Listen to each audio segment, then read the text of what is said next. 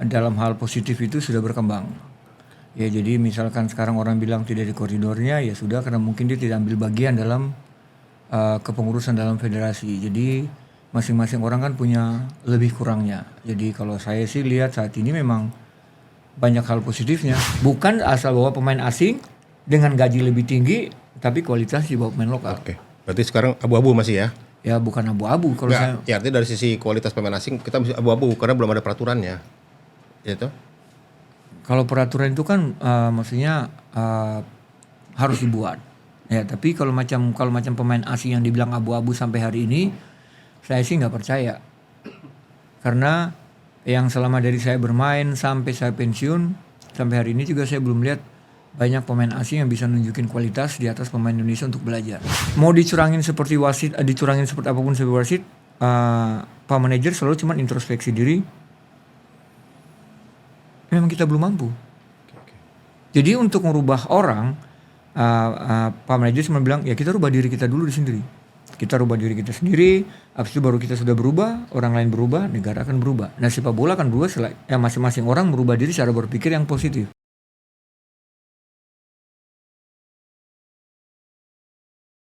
Salam sehat dan sejahtera untuk kita semua. Dipersembahkan oleh Mahardika Entertainment dari markas Lanos Media Studio di Bintaro. Saya, Ferry Kodrat alias Ferkot, kembali menemani sahabat dalam program Bicara Bola. Bangga sekali Bicara Bola kedatangan striker legend Indonesia yang kalibernya saya nilai sudah internasional. Sekelas Rocky Putirai. Selamat datang legend Rocky Putirai. Alhamdulillah. Suka Bandung ya? Dari Bandung. Aku ngomong Jawa, situ ngomong Jakarta, Indonesia. Dari Bandung ya. Terima kasih banyak Bang Rocky atas kehadirannya. Ini yang kali kedua Bang Rocky menjadi tamu kita. Yang pertama kali Bang Rocky menjadi tamu kita ketika Bicara Bola pertama kali publish tamunya adalah Rocky Putirai. Itu kebanggaan buat saya, kebanggaan buat kami lah. Bang Rocky, menurut Abang nih, kita ngomong-ngomong soal sepak bola Indonesia Bang. Apakah sepak bola Indonesia sudah berjalan sesuai pada koridor yang benar, baik dari sisi pembinaan dan prestasi, Bang? Kalau bicara soal koridor yang benar sih, saya pikir pasti masing-masing orang punya sudut pandang. Ya. Artinya pada saat ketua umum sebelum Pak Erick Thohir, orang bilang tidak punya prestasi, tidak ini, tidak itu. Sekarang pada saat di era Erick Thohir, kalau orang bilang tidak pada koridornya, pasti ada orang yang merasa lebih. Tapi kalau saya lihat prestasi mungkin nggak ada, tapi banyak hal yang dalam hal positif itu sudah berkembang. Ya jadi misalkan sekarang orang bilang tidak di koridornya, ya sudah karena mungkin dia tidak ambil bagian dalam kepengurusan dalam federasi. Jadi masing-masing orang kan punya lebih kurangnya. Jadi kalau saya sih lihat saat ini memang banyak hal positifnya dari untuk sepak bola Indonesia. Alhamdulillah. Semoga ya bagaimana yang kita harapkan dulu dan Bang Rocky harapkan sejak Bang Rocky berkarir di sepak bola ya. Bang, kan saat ini Abang melatih akademi sepak bola di Bandung. Apa namanya Bang? WBFC. WBFC. Ya. Wah, berapa Bang pemain murid-muridnya berapa banyak? Dari angkatan pertama yang 2004 yang sekarang sudah berlaga di Liga Nusantara Liga 3, itu angkatan 2004, kita mulai itu 2019. Sekarang mereka sudah masuk di Liga 3 semua. Angkatan kedua 2009-2010 ada sekitar 30 orang. Angkatan ketiga 2012-2013 ada 30 orang. Jadi kalau total mungkin ada dengan Liga 3 itu 40-an ya ada 80 sampai 90 orang. Wah. Nah, lumayan ya, Bang. Ya. Banyak bener ya. Tahun ini rencana mau ambil lagi itu yang kalian 2015-2016. Jadi sudah mencetak banyak juga ya pemain buat. Kalau mencetak pemain untuk saat ini baru satu yang eksis di sepak bola nasional. Itu ada di Persebaya Surabaya, Michael Tata. Sekarang juga dipanggil timnas, itu dari produk dari WBFC. Oke. Bang, sebagai pelatih SSB ya kan, dari dampak dari sepak bola Indonesia nih secara psikologis terhadap pemain-pemain binaan Abang nih, saya mengerucut aja Binaan Abang, tapi saya maunya menyeluruh ya. Bagaimana Bang tanggapan mereka terhadap kondisi sepak bola Indonesia secara psikologis dari anak-anak binaan Abang ya? Saya pikir semua pelatih pasti punya tolak ukur. Ya sekarang yang lagi tren itu orang bilang timnas sekarang naturalisasinya banyak. Ya, yaitu kalau macam kita mau berubah, ya kita harus berubah. Kita mau ngadain perubahan pasti harus berubah dari kecil. Artinya tolak ukur yang harus dibikin lagi sekarang untuk pembina-pembina sepak bola usia dini atau pelatih-pelatih usia dini. Target sekarang tuh bagaimana lihat pemain naturalisasi. Perbedaan kita dengan pemain naturalisasi itu hanya pemahaman bermain. Jadi artinya pola berpikir. Pola berpikir itu kan bukan didapat dari setelah kita 15, 16, 17, tidak. Tapi pola berpikir itu kan dari rumah. Dari rumah, dari kecil. Contoh hal sederhana itu, pada saat saya di Hong Kong itu, kita ada salah satu kegiatan itu selalu ke sekolah. Untuk mencari pemain-pemain, kayak kalau di sini kan ada pemain, pemain magang. Itu kita selalu ribut dengan SSB. Tapi di Hong Kong yang saya dapat itu tidak. Dia berangkat ke sekolah-sekolah SMP, SMA. Kita akan ada coaching klinik di situ, kita akan mengadakan pertandingan di situ, small side game aja, pelatih sudah bilang, oh ini bagus. Ya, jadi dia ambil pemain itu untuk jadi pemain magang di klub divisi 1. Dan pola berpikir mereka juga itu yang saya belum lihat ada di Indonesia. Artinya zaman sekarang itu yang ada masih berlaku itu kan anak-anak SSB pulang sekolah ataupun akademi pulang sekolah yang tinggal di rumah. Jadi misalkan dari rumah saya ke sekolah. Terus dari sekolah saya mesti ke lapangan. Nah itu yang dibikin itu mereka mesti balik dulu ke rumah.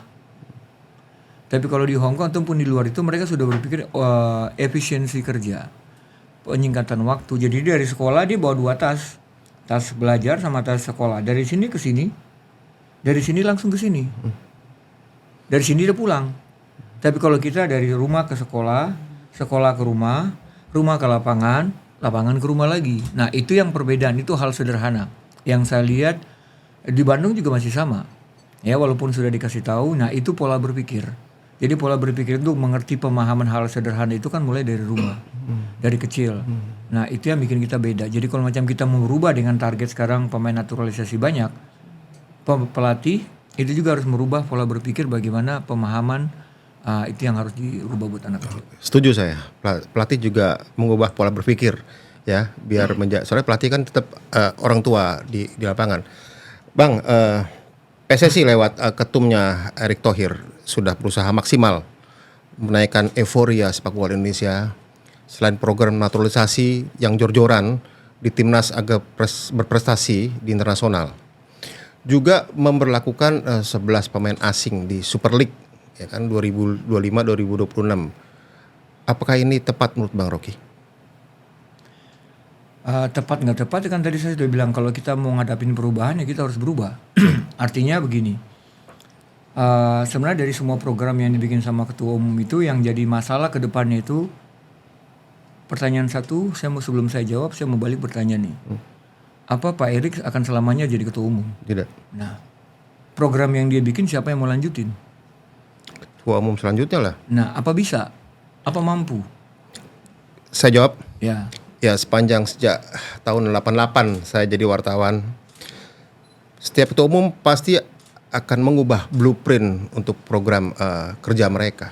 Ini yang terjadi. Yang saya khawatirkan apa yang sudah dilakukan, fondasi yang sudah dibuat Pak Erick tidak diteruskan oleh ketua umum berikutnya. Itu yang saya khawatirkan. Artinya kan hanya berlangsung cuma 5 tahun kepengurusan, habis itu apa kembali seperti semula, apa lebih baik kita nggak tahu juga ya kan. Tapi selama saya meliput sepak bola nasional, biasanya blueprint selalu berubah itu setiap ketua umum.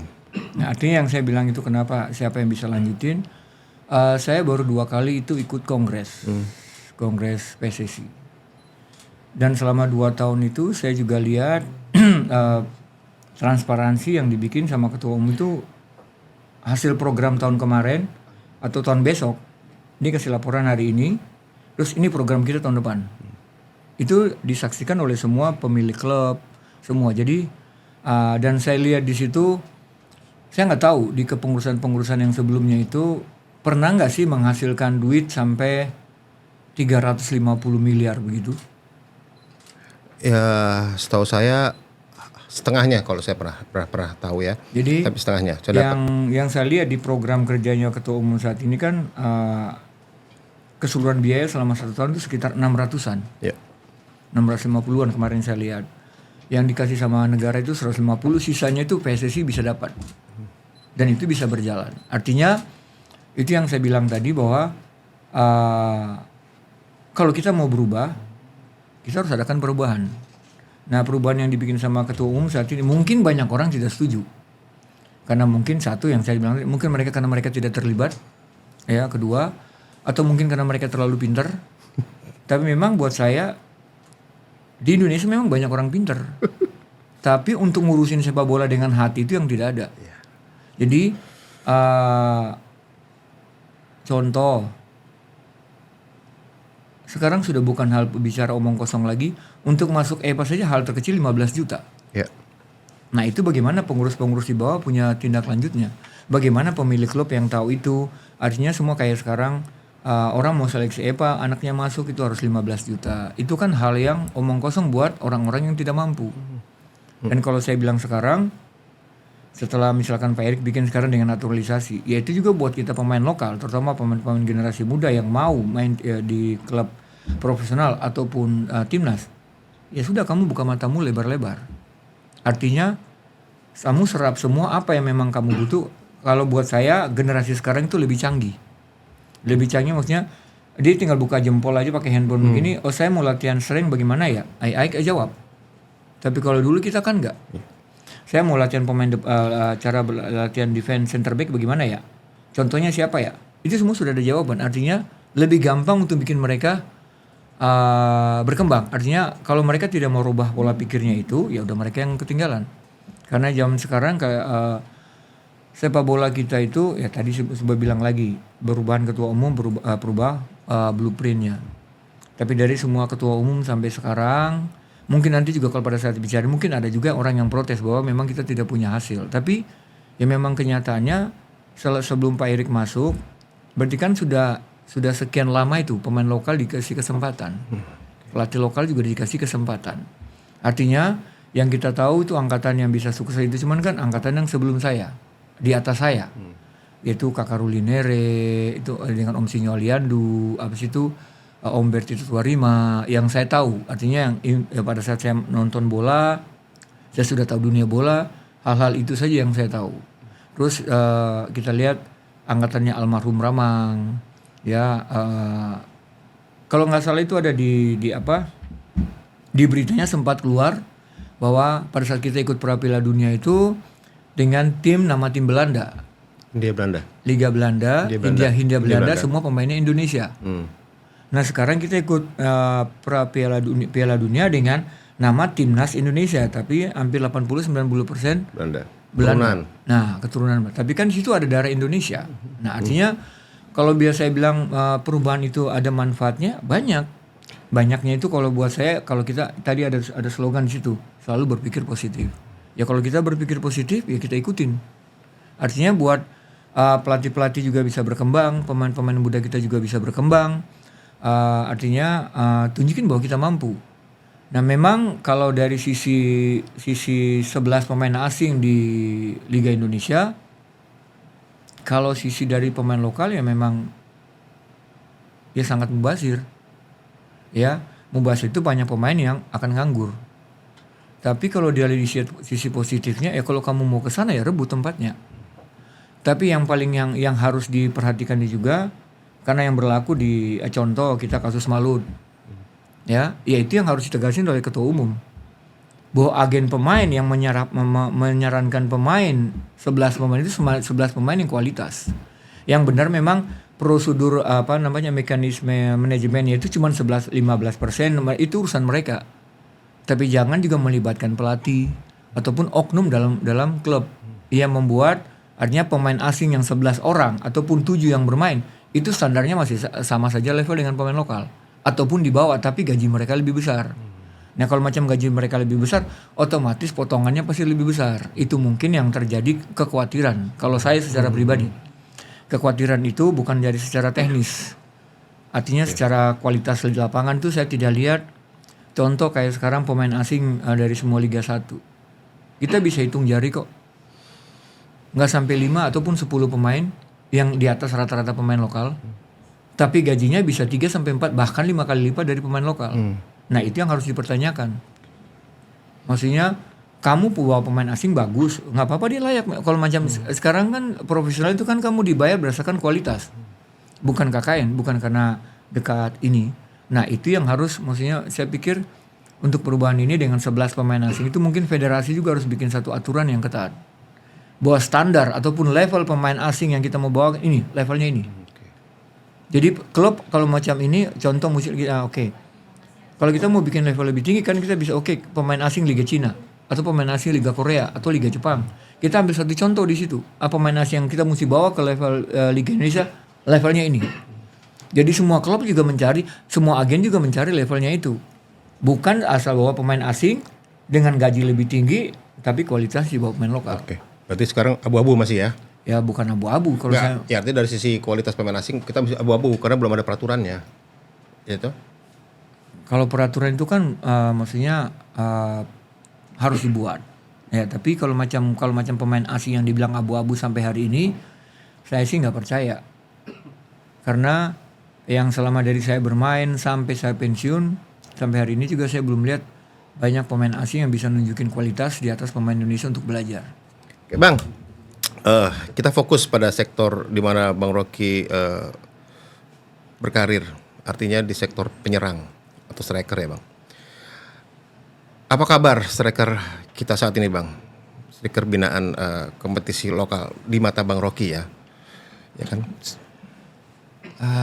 Itu kendala terbesar. Oke. Karena posisi-posisi sentral itu kiper, 2 center back, 2 gelandang bertahan atau 2 gelandang sama striker. Itu pasti diisi pemain asing. Ya. Sekarang kita punya pemain potensi usia muda yang mungkin Oki Caraka, terus siapa? Ramadan Sananta. Ramadan Sananta. Terus ada Septian Bagaskara. Mereka punya postur memadai. Oke. Tapi setelah di klub itu kan mereka juga dapat jam terbang yang bagus. Tapi yang maksudnya kayak contoh kemarin saya nonton kita nonton Cina itu Ramadan Sananta kan sempat bermain sebentar tuh. Ya. Kalau dilihat dari bukan feeling bola, tapi keberuntungan bola untuk datang ke Ramadan Sananta sama siapa kita punya pemain asing ini yang cedera. Si Ole Romani. Ya, itu ada di Ramadan. Keberuntungan artinya bola yang dicari dia. Tapi dia di terakhir kita lawan Cina itu ada dua kesempatan yang dia dapat harusnya bisa. Satu mungkin bisa jadi gol atau minimal membahayakan lawan dengan positioning tapi kepintaran, pemahaman, kecepatan ambil keputusan itu yang kurang. Ya, kalau saya lihat maksudnya saya nonton positioning dia bagus, dia tidak banyak lari, tapi bola yang datang itu kalau saya bilang itu keberuntungan. Artinya tidak semua pemain punya itu. Artinya kalau kita punya Ole Romani. Ole sama si Strike itu akan cari bola setengah mati. Dia bermain tuh dilari kemana-mana baru dapat bola tuh. Tapi pada saat Ramadan main itu dia positioning itu dan posisinya itu cuma 1 lawan 1. 1 lawan 1 dengan center back itu belakangnya free. Jadi itu yang bikin mungkin bukan jam terbang, tapi saya nggak tahu mau ngomongnya seperti apa ya. Tapi kalau saya lihat itu keberuntungan itu ada di Ramadan Sananta karena setiap saya nonton dia itu positioningnya itu dia bukan lari karena latihan, tapi karena feeling. Jadi dia kan saya mau berhenti di sini, harusnya ke sana, tapi dia di sini. Bola yang datang. Nah cuman pada saat bola di kakinya dia itu satu dia masih lambat untuk mengambil keputusan saya mau ngapain. Jadi itu yang mungkin saya bilang perubahan yang kita harus belajar dari sekarang itu yang sekarang pemain naturalisasi dapat atau pendidikan di luar negeri itu. Satu, scanning itu yang kita masih kalah jauh sekali. Kedua, di sana langkah pertama saya kasih kamu dapat bola. Langkah kedua kamu ngapain nih? Setelah kamu dapat bola, kamu mau ngapain? Kamu back pass lagi atau kamu mau ke sana? Nah, itu yang ketiga. Langkah ketiga setelah kamu lepas bola, kamu ngapain? Nah, hal-hal itu yang saya kira pemain muda kita yang harus banyak belajar itu. Yang kita kalah dari pemain-pemain Naturalisasi. luar, pemain ya. Naturalisasi Jadi ya. kayak makanya saya bilang mereka sangat beruntung karena sekarang di Instagram, di TikTok, di Facebook itu ada sudah banyak sekali ada cuplikan-cuplikan pendek yang pemain gelandang nih, dia mau datang minta bola, 1 kali scanning, balik lagi belum dapat, 2 kali scanning, sampai dia dapat bola itu ada 8 sampai 10 kali scanning sebelum dia dapat bola. Jadi pada saat dia scanning itu dia punya otaknya jalan. Nah, itu yang kita kurang. Nah, itu yang saya lihat di Sananta. Mudah-mudahan dia bukan mengkritik ya, cuma mau kasih saran, tapi kalau dia bisa melakukan itu, kesempatan dia bermain di timnas akan terbuka. Kenapa? Dia punya satu hal yang Strike nggak punya, Ole nggak punya, itu keberuntungan. Keberuntungan yang dimana bola yang akan selalu cari dia di dalam posisi apapun, bola akan cari dia. Dan itu akan susah. Itu nggak semua pemain punya. Oke Bang, ya mungkin menit bermain juga penting ya Bang. Ya. Bagi seorang itu mungkin Sananta semoga sekarang kan di kontrak klub Brunei dan kabarnya akan bermain di Liga Malaysia. Berarti kan kalau di kontrak klub Brunei dia akan lebih banyak menit bermain di sana, ya mungkin akan lebih terasa lah kemampuannya dari sisi feelingnya, nalurinya segala macam Bang. Bang, dari 5 tahun terakhir ini Bang, kalau saya mengamati Indonesia sepertinya sulit melahirkan striker tangguh. Nggak seperti dulu. Pasti selalu hadir striker yang baru yang qualified. Habis ini selesai ada lagi yang ini. Ya kan? Selain Abang sendiri ya kita sebut saja nama-nama seperti dulu ada Christian Gonzalez yang dia cetak 240 gol di Liga Indonesia. Terus Budi Sudarsono ada 185 gol. Bambang Pamungkas 175 gol. Ada Boas Solosa 176 gol dan Kurniawan Dwirianto 149 gol.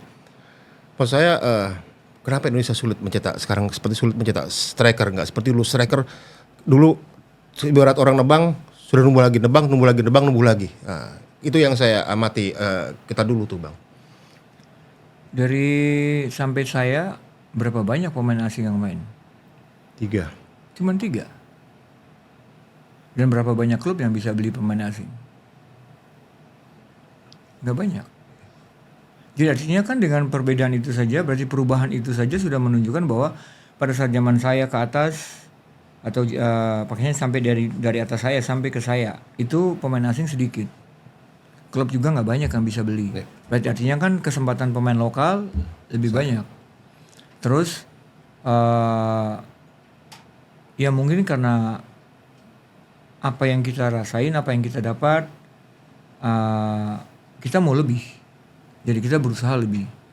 Tapi zaman sekarang semua klub bisa banyak beli pemain asing. Jangankan klub, jangankan pemain asing. Satu orang saja bisa punya 2 sampai 3 klub. Artinya kan berarti dia mampu. Jadi artinya, nah itu yang jadi pertanyaan, dia punya 3 klub dengan mampunya itu artinya pemain lokal dikasih kesempatan. Kayak sekarang semua posisi yang posisi sentral itu rata-rata semua pemain asing.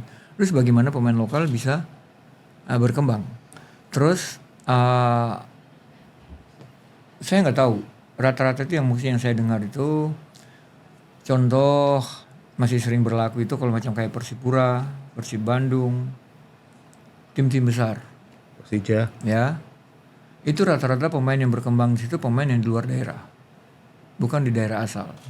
Kenapa? Karena masih sering berlaku. Kamu anak putra daerah, kamu harus berusaha. Padahal mereka layak dapat gaji yang besar. Mereka layak dapat finansial yang memang sewajar karena memang mereka pantas. Nah itu yang sebenarnya kalau dari sisi saya belajar waktu saya di Hong Kong itu tidak ada pemain asing yang lebih besar, gajinya lebih besar daripada pemain lokal. Saya tanya, tapi misalkan dari sisi ekonomi dibilang pemain asing akan pergi kok. Dia akan bawa semua materi yang dia dapat. Tapi kalau pemain lokal yang dapat gaji besar, ya paling enggak ekonomi di situ akan berputar di situ terus. Nah kayak sekarang, kalau di Bandung di tim-tim besar kita Persija, banyak pemain lokal yang bermain di klub lokal itu sendiri. Saya pikir antusias penonton akan lebih banyak. Kenapa? Karena yang datang nonton itu kan rata-rata keluarga, teman, kerabat semua. dan itu harga diri itu lebih penting daripada duit.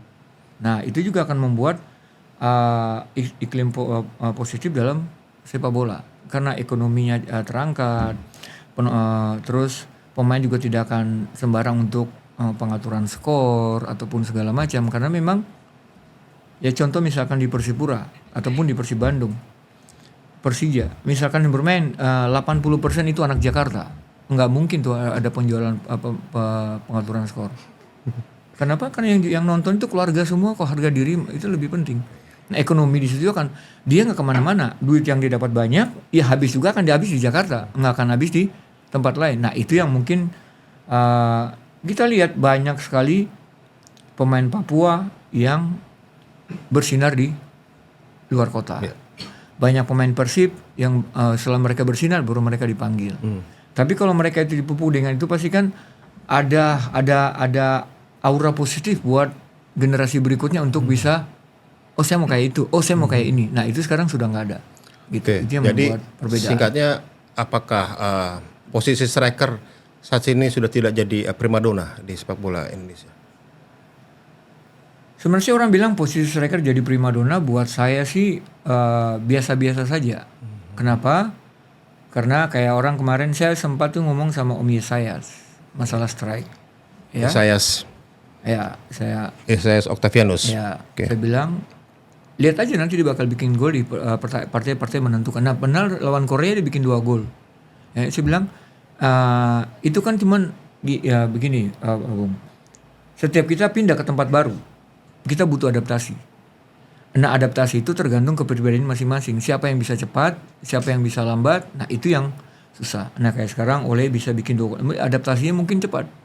Nah itu yang bikin dia bisa cepat jadi starting line up. Terus nah pada saat adaptasi itu yang tidak bisa membuat pemain itu bisa cepat berbaur. Nah itu yang bikin dia akan lambat.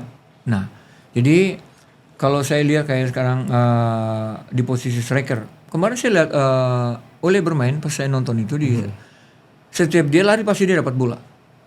Karena kita punya gelandang stylish apa namanya? Marcelino. Bukan. Egy. Yang naturalisasi. Ragnar On coba?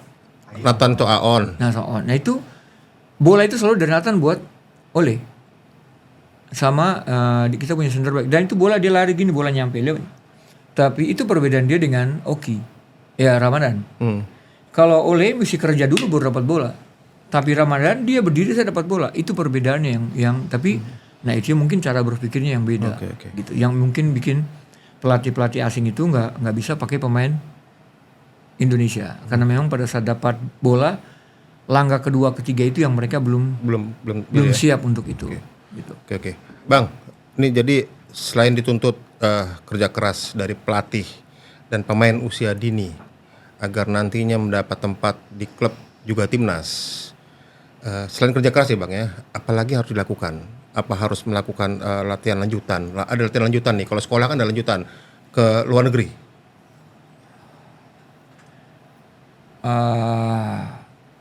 Kalau memang pembinaan secara berpikir untuk merubah mindset, contoh saya nggak ngambil contoh yang lain, contoh kita di WBFC. Ya. Tujuan dari Pak Manajer itu merubah generasi Indonesia Timur ataupun khususnya Papua, bagaimana mereka punya hidup takut akan Tuhan, mereka punya mental karakter bagus, mereka punya attitude bagus, mereka punya disiplin bagus. Itu merubah. Nah, di sisi sini kita akan melakukan satu talent scouting di Papua sana. Dan kita lihat anak-anak yang potensi, kita akan bawa ke Bandung. Tujuannya bukan merubah untuk bikin mereka pintar bermain bola, tapi merubah cara berpikir mereka agar mereka tidak terpaku dengan cara berpikir yang ada di Papua sana. Yang cuma nongkrong, ini yang selama ini orang berpikir bahwa di Papua sana cuma tukang ribut, ini segala macam. Tapi mungkin boleh nonton semua rekaman cuplikan tim WBFC. Ya. Mau dicurangin seperti wasit, dicurangin seperti apapun sebagai wasit, Pak Manajer selalu cuma introspeksi diri. Memang kita belum mampu. Jadi untuk merubah orang, Pak Manajer cuma bilang, ya kita rubah diri kita dulu di sendiri. Kita rubah diri kita sendiri, habis itu baru kita sudah berubah, orang lain berubah, negara akan berubah. Nah sepak bola akan berubah setelah masing-masing orang merubah diri cara berpikir yang positif. Jadi kayak sekarang WBFC bikin banyak ambil pemain-pemain muda dari Papua, kita sampai bina mereka di Bandung itu merubah pola mindset berpikir mereka itu. Nah, artinya kalau pola berpikir mereka sudah maju. Tadi malam itu saya lupa lihat di TikTok itu baju anak Papua yang dilatih sama dokter itu dia cuma kuadrat 5 berapa? Dia jawab semua dia jawab semua. Dan gila ini Papua ini bilang terus dokter bilang jadi tidak ada anak yang bodoh. Jadi memang mungkin kita harus dapat pelatih yang memang pas, metode latihannya yang pas, bukan cuman asal keluar negeri. Ya, tapi nah yang jadi masalah itu kan yang berangkat keluar negeri itu juga bukan orang-orang yang memang dipilih benar-benar pas pilih. Tapi yang berlangsung juga dengan KKN lah, itu yang juga yang jadi susah. Jadi mau berubah pindah kemana juga ya tetap sama. Nah, gitu. Oke Bang, ini ada berita dari Menir Simon Tahamata. Ya. Oke, dia menyebutkan bahwa Indonesia butuh dia habis dari kan dia melihat pertandingan yang di U23 ya. Indonesia butuh 3 penyerang berkualitas, cepat dan mampu melakukan determinasi 1 versus 1. Crossing read the game, terus kemudian berlatih shooting dari jarak 18-20 meter, luar kotak 16 meter, berlatih penetrasi kuat 3/4 lapangan, dan fisik atau osdower determinasi tidak boleh turun selama 50 menit. Menurut Abang gimana apa yang dikatakan oleh Simon Tahamata? Saya pikir bukan cuma untuk pemain depan itu. Tapi memang kalau untuk kita mau cetak gol ya pemain depan harus punya itu. Artinya contoh, saya punya ini, Bambang punya itu, Widodo punya itu. Artinya digabungin jadi satu. Budi punya ini, jadi gabung jadi satu. Nah, yang dibilang sama Om Simon pada saat saya punya striker bisa 1 lawan 1, selesai. Nah itu yang saya bilang tadi. Pada saat misalkan Ramadan Sananta itu bisa kuat 1 lawan 1, dia akan jadi starting line up. Kenapa? Karena dia sudah punya 1 poin keberuntungan bola yang selalu cari. Tapi karena dia tidak punya kuat 1 lawan 1, dia susah. Dia tidak punya pintarnya reading the game. Dia tidak tahu bola dari sini ke sini. Dia lambat untuk ambil keputusan. Itu yang susah. Terus ya tadi bilang dia nggak punya stamina yang mampu untuk itu. Mau dia apa? Ya, artinya kalau macam semua itu memang semua paling penting itu reading the game-nya itu mesti kuat. Jadi karena reading the game kan berarti saya punya kepala ini jalan terus scanning. Nah itu yang kita memang kurang dari usia dini yang itu harus dilatih. Terus kasih tahu. Ya mungkin saya kasih tahu, tapi saya mungkin tipe orang yang tidak sabaran. 1 kali, 2 kali, 3 kali saya pasti bentak gitu. Karena saya bilang, ya kalau kamu nggak belajar dari sekarang, kapan lagi? Saya akan marah setengah mati. Marah, terutama scanning. Nggak bisa, kamu tidak bisa tunggu. Jadi artinya mungkin karena cara didik saya yang keras, karena memang saya dapat dengan cara yang keras. Artinya kalau kamu mau dapat tempat di sana, ya kamu harus berjuang keras. Saya tidak dapat tempat, Rocky silakan ini tempatmu. Tidak. Saya harus usaha. Saya bilang selama saya di timnas juga ataupun selama saya bermain di klub juga, saya itu diomelin sama pelatih ataupun sama rekan-rekan itu 0,00 sekian persen. Kenapa? Saya memang butuh konsentrasi untuk melakukan tugas tanggung jawab itu. Nah, jadi kalau kita nggak punya stamina, ya kita nggak bakalan punya konsentrasi yang full. Kalau kita nggak punya stamina, kita nggak bakalan punya determinasi. Kalau kita nggak punya stamina, kita nggak bakalan bisa mampu untuk baca permainan sampai selesai. Jadi anak-anak sekarang itu sampai contoh ada hampir 5 anak itu yang keluar dari WBFC, anak-anak usia dini, usia 13, karena mungkin cara didik saya yang keras. Saya bilang saya sudah bilang kalau kamu tidak terima dengan saya seperti ini, karena kamu mendingan keluar, karena kamu akan dapat saya terus ini. Dan sampai kamu lepas dari usia dini, baru kamu lepas dari didikan ini. Kenapa? Karena ya kalau macam kamu tidak usah keras dari sekarang, kamu mau tunggu sampai 15-16, terlambat, karaktermu sudah terbentuk. Jadi karakter dibentuk itu ada umur 8, 9, 10, 11, 12, sampai sebelum 15, itu mindset mereka sudah harus terpaku bahwa saya harus bermain bola pinter. Nah, yang perbedaan talent scouting di Indonesia, khusus di Indonesia sama di luar negeri itu, kita datang nonton satu turnamen. Wah gila nih Ferry ini keren nih, bisa jadi pemain hebat nih. Itu sosial media itu sampai 1 bulan itu angkat Ferry terus. Tapi tahun depan hilang. Tapi telescouting yang saya tahu di luar negeri itu enggak. Dia datang anak ini umur 8 tahun, dia lihat. Dia cari lagi. 2 tahun berikutnya dia datang lagi ke anak ini. Oh, progres. Dia pergi lagi. Nanti umur 12 tahun dia datang lagi. Oh, keren nih. Nggak ada. 14 tahun dia datang, oke, keren. Dia tawarin. Saya punya talenta bagus, mau nggak?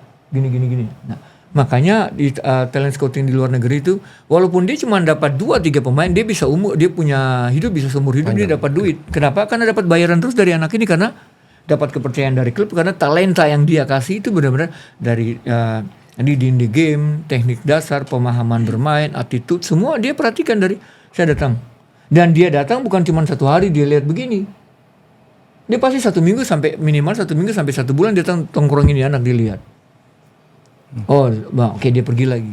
Nah, sampai anaknya 13-14, dia langsung ke sana. Saya punya talenta bagus nih. Ini begini. Datang ke orang tua. Nah, dia bisa kompensasinya. Itu yang maksudnya, itu yang mungkin bikin perbedaan kita dengan talent scouting yang di luar.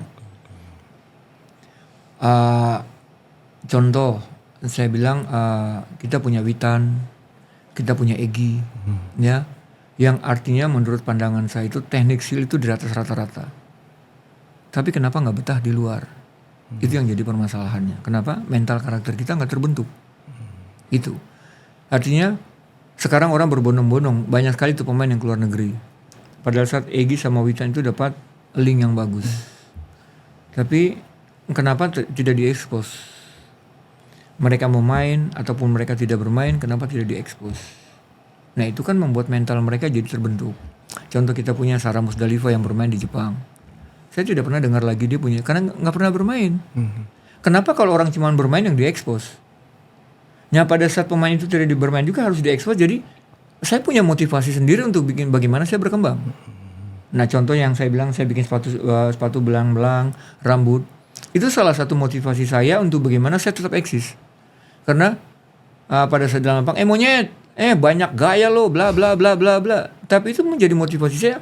Saya tidak akan berhenti sampai pertandingan selesai.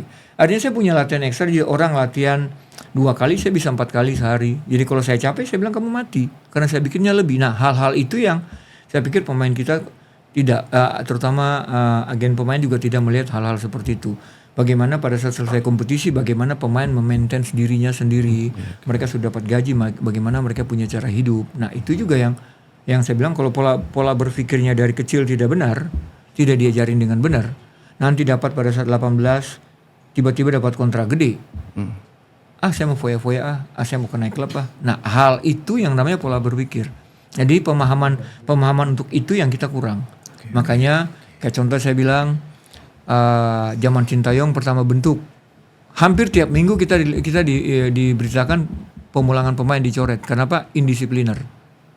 Tapi setelah naturalisasi semua dan sampai hari ini, kita nggak pernah dengar ada pemain dipulangin karena indisipliner. Kenapa? Karena cara berpikirnya, karena pola berpikirnya, karena pemahaman tentang profesionalismenya, pemahaman hidup tentang saya mencinta sepak bola. Itu yang kita tidak punya. Nah, itu yang harus dilatih buat anak-anak. Luar biasa. Ternyata sekarang kawan saya ini sudah pandai untuk bertutur kata, sudah pandai untuk memberikan edukasi. Ternyata didikan di Bandung untuk membuat karakter yang semakin hebat buat Rocky Putirai. Bukan hanya dulu jago berlari kencang, bomber luar biasa, tapi sekarang telah memberikan edukasi buat kita semua. Oke, terima kasih banyak ya Bang Rocky atas segala masukannya. Semoga berguna buat insan sepak bola, para pengurus PSSI, para pemain, para pelatih, para agen, dan para pendidik di SSB. Ya, terima kasih banyak ya Bung Rocky. Alhamdulillah. Terima kasih banyak ya Bung. Sama-sama.